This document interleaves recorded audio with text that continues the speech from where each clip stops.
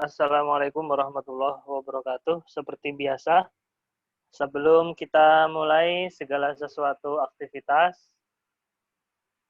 pastikan kita berdoa bagi umat Islam.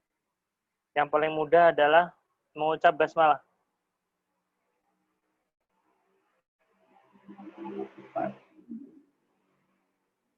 Nanti kapan-kapan kita ulas lebih rinci tentang rahasia basmalah ya. Sehingga ketika kita ucapkan dengan penuh kesadaran dan penyaksian yang utuh, wah itu luar biasa. Nah ini menarik ini. Ini menarik ini. Ntar ini kok anunya muter-muter ya? Ya muter-muter. Oke. Screen-nya.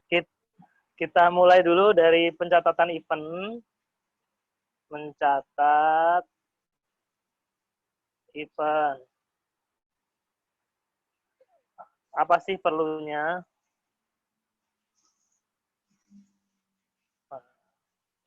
Seringkali belief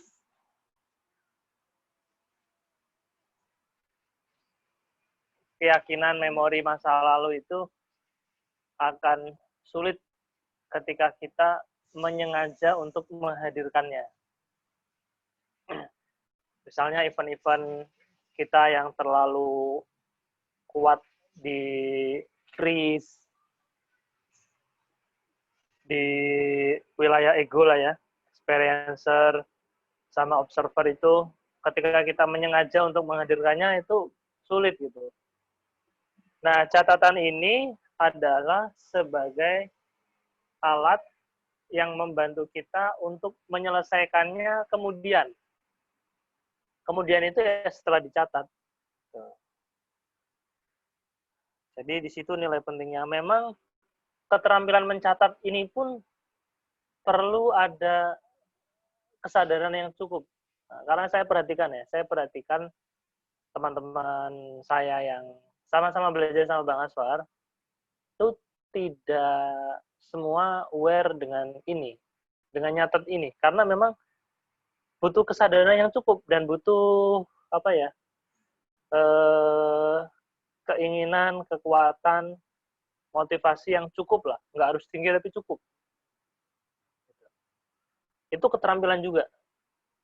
Nah, alhamdulillah saya dari zaman kuliah, dari dulu, saya memang suka mencatat, bikin catatan, bikin ringkasan, kayak gitu. Itu sangat membantu. Begitu ada event seperti ini, otot-otot keterampilan saya otomatis mengalir. Catat ini, catat gitu ya. Tuh, itu pentingnya mencatat event. Oke. Terus apa yang perlu dicatat? Nah, kalau kita sudah paham filosofi Sapolidi, akhirnya kita tidak hanya menghafal 1+1 sama dengan 2, kan gitu. Sama mencatat juga gitu, dikasih tabelnya, ini apa ya maksudnya ya? Nah, itu kan.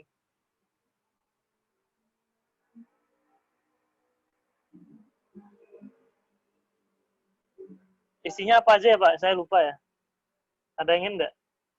Ini ada nomor, terus peristiwanya ya.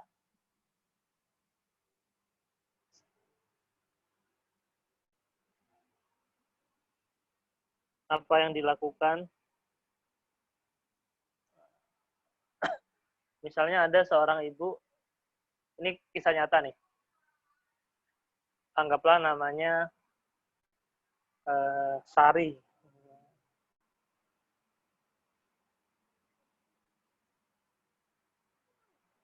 Sama ibunya, ini halnya apa? Sama ibunya itu dibentak. Ketika itu ibunya baru selesai sholat, karena Ibu Sari ini menyuruh anaknya untuk menelpon atau apa, dan tidak sesuai dengan apa yang diinstruksikan, akhirnya marah. Bahkan sampai dikata-katain yang kotor. Nah, peristiwa ini sangat membekas. Ini peristiwanya kelas 5 SD. Maaf. Kelas 5 SD. Beliau usianya 45 tahun. Ini kan jarak yang begitu lama ya. Dan di usia 45 ini masih sama kualitasnya. Kualitas dibentak, dimarah-marahin, dikata-katain ini sama. Kalau kita skor dari subjektif unit distress. Nah, nanti saya kasih formatnya. Ada Bang Aswar udah buat. Nanti saya kasih. Kalau di skor itu 0 sampai 10. Itu intensitasnya ada di 10.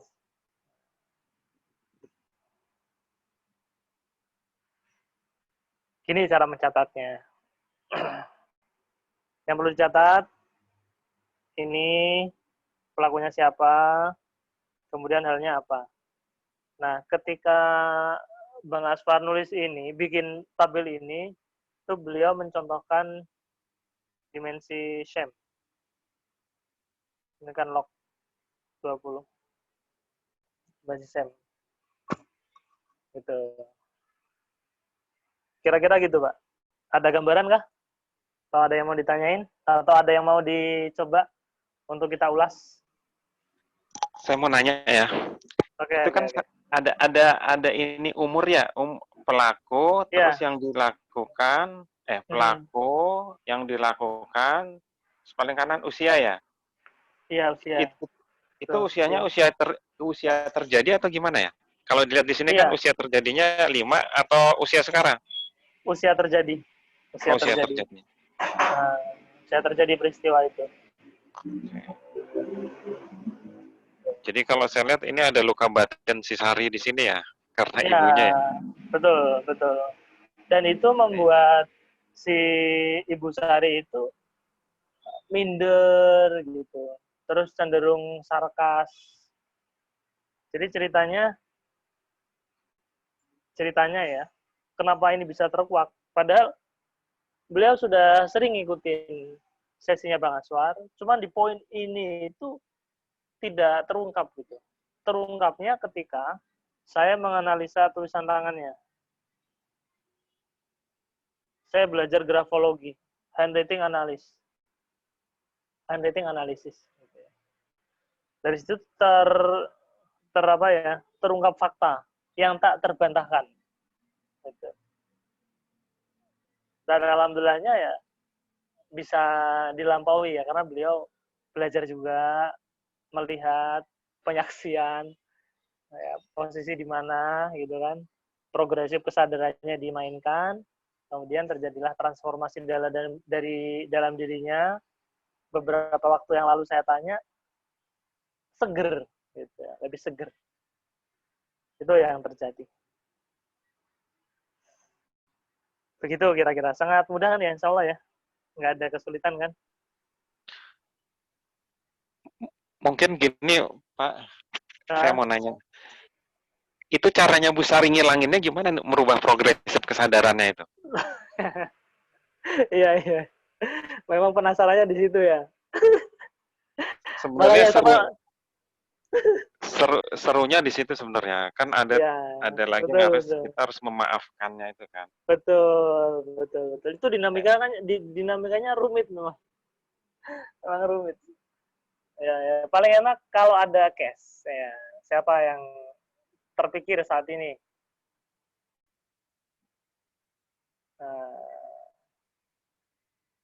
Itu baru nanti kita di BOB itu ada materi transendensi dan transformasi kan ya? Ada ya?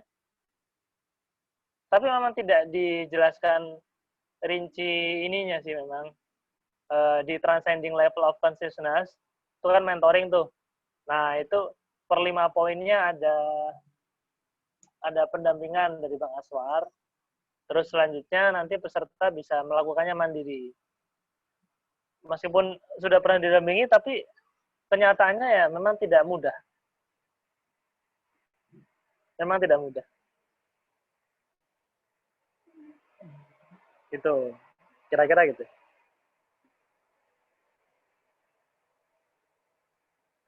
So udah pintar-pintar semua nih teman-teman nih. Ya. Karena belajar kayak gini memang perlu ini ya, apa namanya, apa sih? Partisipatif.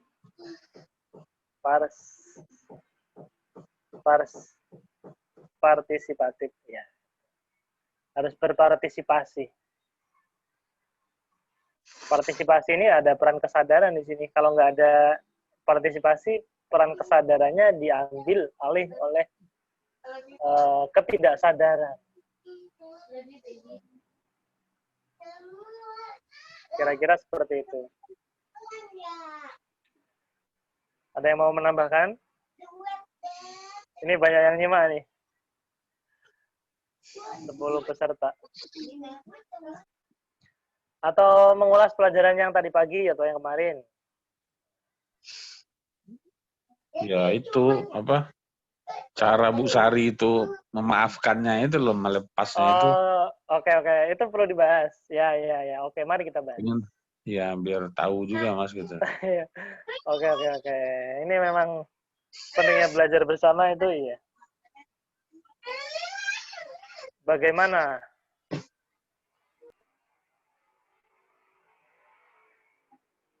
Bu Sari melampaui gejolak batinnya? Iya, melewatinya gitu loh. Ya, melewatinya. Oke, mari kita saksikan tayangan berikut ini.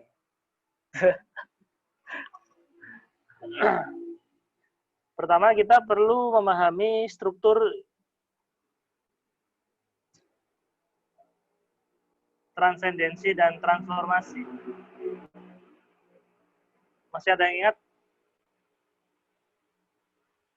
Ini ada wilayah paling atas apa? Divinity, mind, dan ego. Terus di ego dibagi lagi experiencer dan Watcher. Di mind ada observer sama the witness. Ya, the witness di atasnya. Ya. Nah, proses transformasi itu terjadi inside out.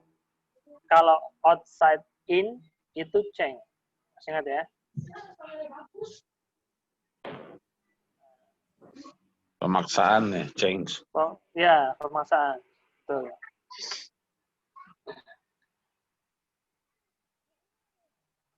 Jadi untuk bisa bergerak dari kemelut jiwa itu memang perlu ilmu yang seperti inilah, konsepnya seperti ini ya, dan dinamikanya. Ini perlu ditransendenkan dulu. Jadi ketika itu yang kita obrolin sama Bu Sari itu ya. Yang pertama, beliau nulis dengan kaidah grafologi tentunya.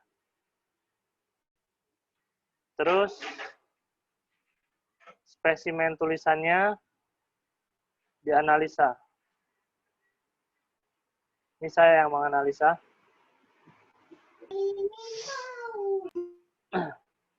Setelah dianalisa, dari pola tulisan tangan itu, saya temukan beberapa trait, beberapa ciri, beberapa karakter. Nah, sebelum saya menjelaskan trait itu, hal penting yang saya tanyakan adalah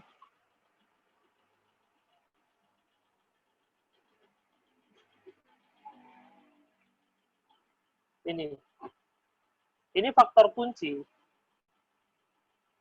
sebelum membaca spesimen tulisan tangan. Karena apa? Karena kita tahu bahwa manusia itu kan citra ilahi. Citra ilahi ini kalau pendekatannya hanya linear, itu tidak komplit, tidak holistik. Jadi kompleks sekali namanya manusia itu. Dan kita perlu menyadarinya. Kalau tidak menyadarinya, wah itu fatal. Fatalnya di mana? Hanya dengan sedikit sampel, kita mengenerate semuanya. Jadi perlu tujuan niat khusus. Kalau ini lewat, mungkin proses transendensi itu akan sulit. Karena apa? Karena bahasnya kemana-mana. Ada thread ini, segala macam. Gitu. Jadi perlu tujuan ini saya tanyakan ke beliau. Nah, setelah sudah dapat niatnya mengkerucut, beliau terpantik peristiwa itu. Nah, itu kan informasi terdefinisi. Ya. Ilham lah, anggap aja itu. Rezeki. Baru setelah ini, saya ajak untuk mengulang materi yang ini. Kita jelaskan pelan-pelan. Setelah jelaskan pelan-pelan, oh iya mas, saya itu ada di sini. Nah, bisa nunjuk. Nah, ketika bercerita tentang masa itu kan memori tersimpan dalam bagian-bagian tubuh. Makanya kalau kita lagi marah, atau sedih, jengkel, ada bagian tertentu yang terasa lebih berat. Di dada misalnya, di kepala, kaki, atau tangan. Nah, ketika itu, saya minta beliau untuk tapping. Bang Aswar ada materi ini.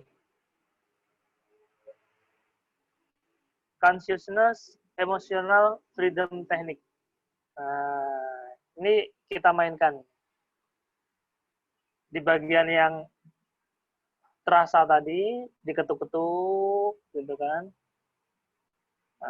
Dengan posisi penyaksian yang cukup. Tidak hanya ketuk-ketuk saja, tapi secara utuh hadir, menyaksikan. Nah, nggak lama setelah mungkin sekitar 10 menitan lah, itu turun dari 10, intensitasnya jadi 5. Kayak gitu. Nah, ini kan yang kita amati, sementara pergolakannya Bu Sari itu saya tidak ngikutin, karena itu kan subjektif ya. Beliau yang tahu bagaimana dinamikanya itu. Nah, kita pun akan sama. Jadi pengalaman batin itu akan menjadi khazanah otentik masing-masing orang yang mana ketika itu kita temukan strukturnya bisa menjadi pengalaman yang diilmui.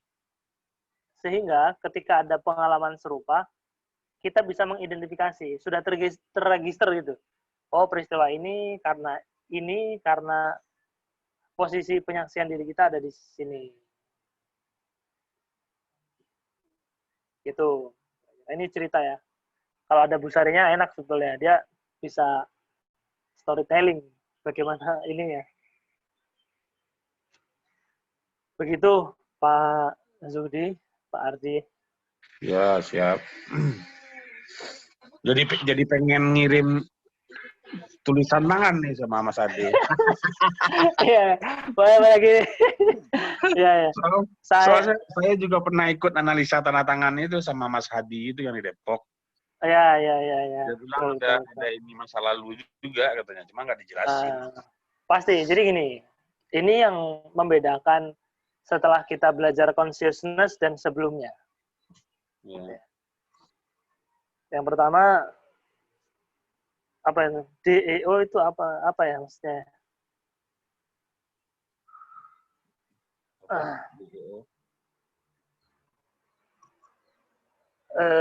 Yang pertama, setiap orang itu pasti punya masa lalu. Jadi kalau grafolog bilang, wah ini ada masa lalunya. Ya memang setiap orang punya masa lalu. So what? So what? Iya, makanya. Gitu. Kayak gitu. Jadi yang tahu persis adalah kita. Sementara ekspresi tulisan tangan itu orang bacanya ya subjektivitas dia. Memang grafologi itu ada basic evidence base ya. Dia keilmuan yang sudah turun-menurun dan diriset terus. Kalau di Amerika, Eropa itu sudah jadi instrumen untuk ini rekrutmen. Saya juga sering pakai untuk rekrutmen. Gitu. Sering pakai rekrutmen. Gitu. Yang pertama, yang tahu persis ya kita sendiri. Kalau kita sampai nggak tahu kita sendirilah itu. Bukannya nggak tahu, Mas. Cuma mungkin nggak ingat lagi gitu loh. Karena betul. Ya. Oke. Entah apa aja eventnya di masa lalu itu yang mungkin terbawa sampai sekarang. Terpantik. Ya. Bisa. Makanya perlu orang yang ahli lah gitu. Betul. Saya setuju itu. Makanya kan ketika posisi seseorang itu ada di ego, itu perlu bantuan. Ya, perlu kita kan nggak bisa melihat gitu loh. Betul. Itu betul sekali. Yes. Nah, ini saya lagi ngembangin namanya grafo transcendensi. Grafo transcendensi. Saya tahun 2016 saya belajar grafo bisnis. Terus ikut grafoterapi tulisannya kayak anu ya. Grafoterapi ini setahun. Sampai sekarang saya masih. Nah, terus belakangan saya menemukan ada benang merah yang bisa dijadikan alat masuk untuk transenden, jadilah grafo transendensi. Nah, gitu. Nanti insya Allah. Nah, ada Mbak Vita nih. Mbak Vita ini beliau termasuk yang mengiringi perjalanan saya dulu. Saya dampingin beliau berapa tahun ya, Pak ya? Cukup lama lah, sampai sekarang. Dari yang tulisannya kayak gitu, treatment pakai grafoterapi, kembangkan lagi pakai grafologi, terus belajar ada pengembangan diri. Wah, ketawa dia. Ya, itu yang rencana mau saya bagikan sama teman-teman nanti. Kalau sudah matang, nanti itu bisa dipelajari lah. Biar percepatan evolusi kesadaran kita itu nggak lambat gitu loh. Nah, itu tentang grafologi. Terus saya ada lagi, ini kita ngobrol santai nggak apa-apa ya? Kemana-mana nih. Nggak apa-apa, Mas, lanjut aja. Ada 13 orang kok, kalau ada yang mau nyampein. Ya, nggak apa-apa. Unek-unek gitu loh. Oke. Kalau tidak ada yang kadang kitanya tidak sadar. Betul. Oke. Saya coba integrasikan beberapa keilmuan yang saya pelajari selama ini ya.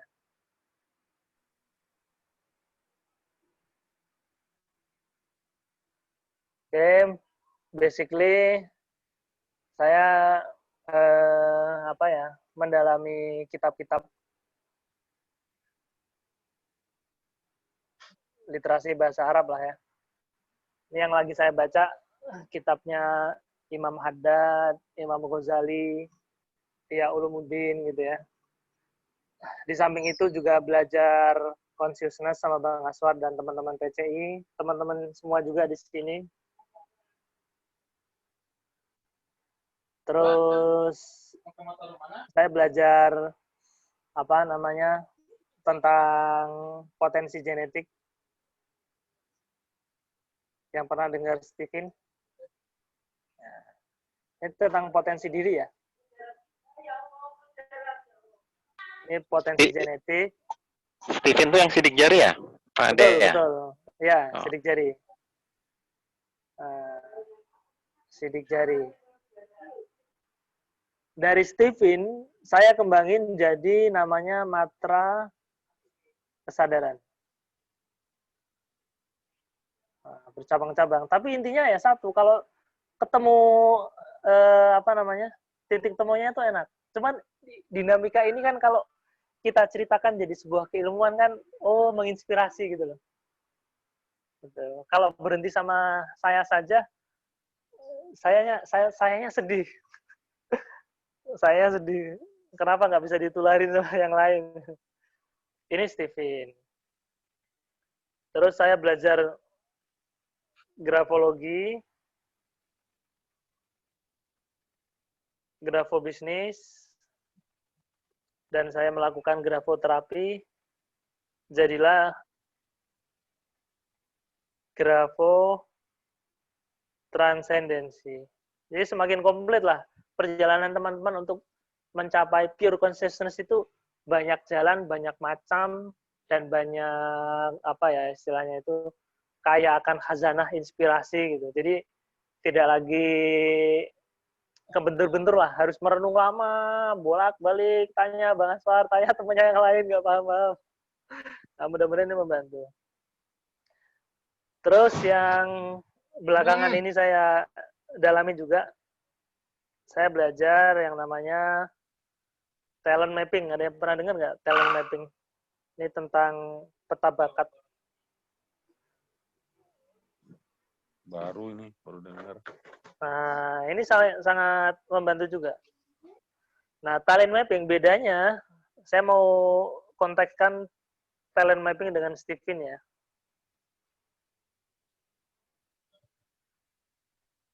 Tur.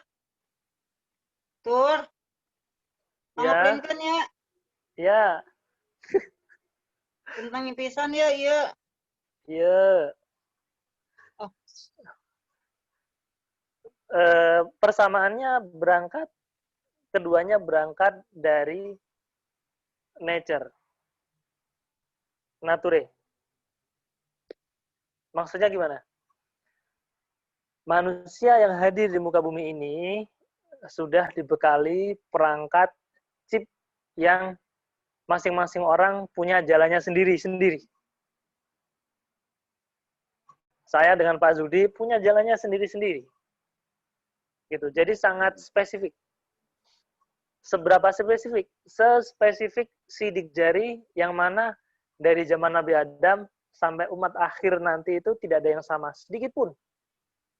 Makanya dalam Al-Quran Allah bersumpah akan Allah samakan semua sidik jari itu. Apa ya? Ini ayatnya saya lupa itu. Nusawiya banana. Banan itu sidik jari. Jadi secara nature itu manusia sangat spesifik sekali. Limited edition. Udah nggak ada duanya. Persamanya di situ. Perbedaannya, kalau Stephen, dia dari sidik jari, tesnya ya. Kalau talent mapping, dia perlu tes pencil and paper test. Nah, jadi pakai kuesioner.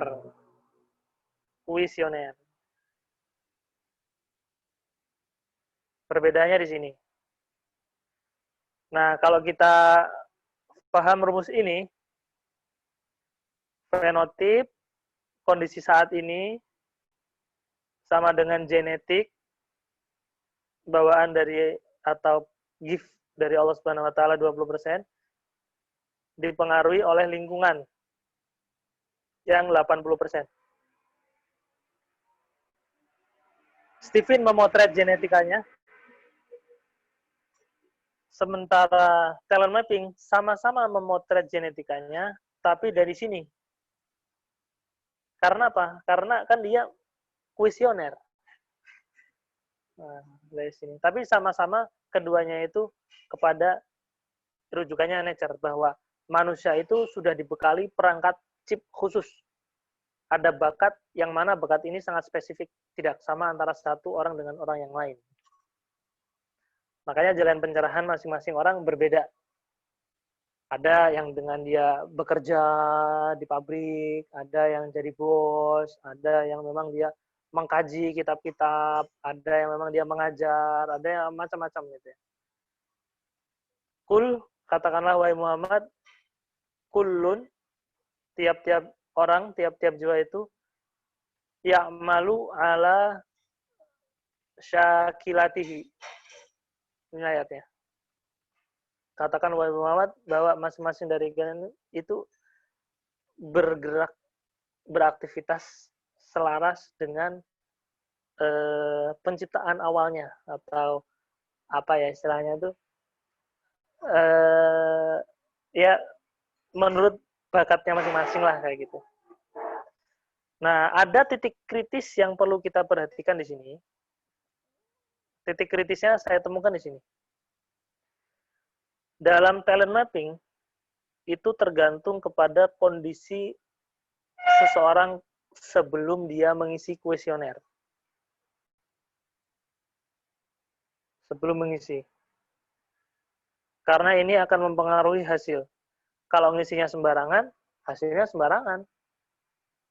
Kayak gitu. Karena memang sifatnya objektivitasnya itu tergantung dari si subjek mengisinya. Kayak gitu. Talent mapping di situ, titik rawannya. Nah, saya ada solusi. Sebelum melakukan talent mapping, seseorang perlu belajar BOB dulu lah, gampangnya gitu ya, untuk belajar transendensi dan transformasi, sehingga posisinya itu 0. Dia bisa melihat talent mapping itu sebagai cerminan dirinya. Nah itu. Kalau diukur lognya itu ya minimal 200. Courage. Keberanian melihat diri sendiri apa adanya. Nah, itu. Ini di talent mapping. Titik rawannya sebelum mengisi. Sementara di Stephen, titik rawannya justru setelah tes. Begitu sudah tes Stephen, tapi lognya itu masih under 200, nah, dia masih terjebak di ego, bergejolak di sana, sehingga potensi utamanya itu tidak kelihatan atau tidak optimal. Nah, gitu. Makanya di Stephen kita bukan menawarkan ya, kasih apa istilahnya, ya jembatannya adalah matra kesadaran, sementara di talent mapping jembatannya transendensi dan transformasi. Atau ikut kelas POB lah, semuanya gitu. Gitu. Nah, untuk memaksimalkan atau untuk menuju kepada transendensi dan transformasi ini, kita jembatani dengan grafoterapi. Kok grafoterapi, maaf. Grafotransendensi. Grafotransendensi. Tuh. Jadi roadmap-nya kayak gitu. Nah, kemudian dari macam-macam hal tadi itu, dan saya ngobrol-ngobrol sama beberapa alumni PCI, diantaranya Pak Subhan, Mas Jody, ada kawan kita itu namanya Ustadz Wahyudin Kosal gitu ya, bagaimana kita yang sudah belajar kesadaran ini, ada wadah yang bisa belajar bersama. Makanya saya menginisiasi wadah ini namanya AKDI. Akademi Kesadaran Diri Indonesia. Sebagai wadah aja, wadah ya pemersatu lah buat kita belajar gitu kan. Karena insya Allah teman-teman sebentar lagi ini bakal jadi pribadi-pribadi yang otentik, autogenius ya kan, punya pemikiran-pemikiran yang otentik. Nah, kita sudah punya wadah untuk ajang diskusinya gitu. Kira-kira gitu teman-teman. Kalau ada kurang mohon dimaafin ya. Oke, kita diskusi yang lain. Atau menambahkan? Kemudian ada Pak Subhan nih, mana Pak? Mbak Yum, ada teman Mbak Yum?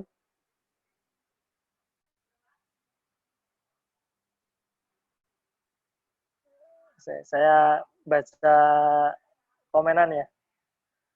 DO itu apa, Mas? Apa ya? Saya juga nggak paham ini, Bu, pertanyaannya. Bagaimana cara mengetahui ada rasa nggak enak di bagian tubuh? Ya, itu nggak usah, kita hadir aja. Nggak ada caranya, karena tubuh kita itu kan canggih nih. Misalnya gini, kita menangis saja, menangisi sesuatu yang apa namanya, yang hilang.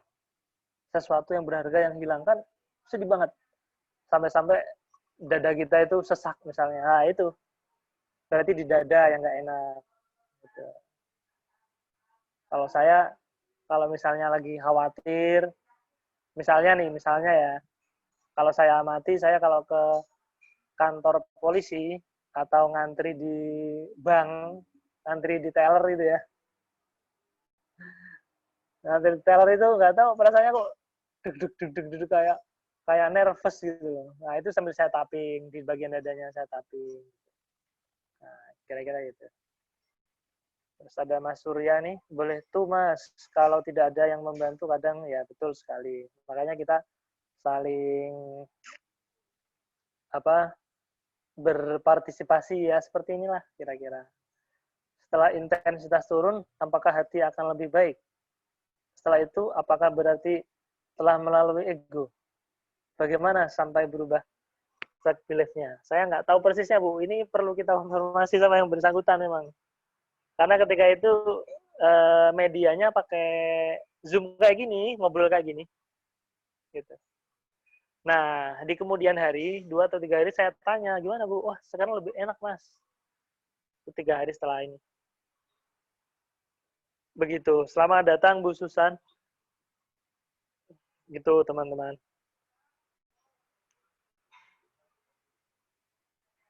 Experiencer. Oh iya, betul. Observer, experiencer. Ya, betul.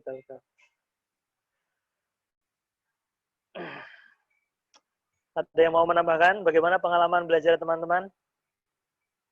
Kalau teman-teman yang di BOB ini kan intensif belum begitu lama ya dibandingkan ada Pak Subhan, terus apa lagi coba saya lihat nih. Maksudnya saya mau kasih berita gembira gitu. Di sini ada Mbak Zoom ikut lama juga ini. Terus siapa ya? Oh nggak ada. Tadi ada Pak Subhan masuk. Jadi dulu awal-awal kami belajar itu memang materinya berat ya. Berat karena memang berat. Nah, awal-awal dulu kita disyaratkan minimal log itu 400.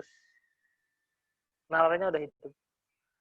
Asumsinya Bang Aswar ketika itu, yang hadir ini kan kaum terpelajar, para sarjana. Jadi anggapnya cukup secara nalar. Meskipun pada kenyataannya ya ternyata tidak semudah itu. Akhirnya dari model PEP, Training Playfulness, kemudian dievolusikan, disempurnakan jadi mentoring Transcending Level of Consciousness. Yang sekarang masih berjalan mudah-mudahan. Karena pandemi ini ya agak slow down dulu, tapi hikmahnya kita bisa kuliah dari Zoom kayak gini. Hikmahnya itu. Alhamdulillahnya. Gitu kira-kira. Nah, sebelum itu Bang Aswar itu keliling Indonesia. Ya ke beberapa tempat lah. Ini ya, bedah buku Power and Force. Tahun 2000 berapa? 2018 kalau nggak salah. Apa 2017 itu. Ya dulu itu dia kaku ya. Kaku, terus kalau ada yang nanya itu kadang sok dimarahin. Kalau sekarang sudah lebih soft. Lebih soft. Yang dikirim tulisan tangannya tentang apa ya, Mas? Oh ya. Kalau di grafologi itu, konten itu bebas. Artinya tidak ada tema khusus. Yang penting nulis setengah halaman minimal kertas A4, pakai pulpen. Pulpennya bukan pulpen tinta, tapi pulpen biasa. Ya, bukan, maksudnya sih nggak tahu ya, bukan marahin, tapi feedbacknya itu kurang enak bagi peserta baru.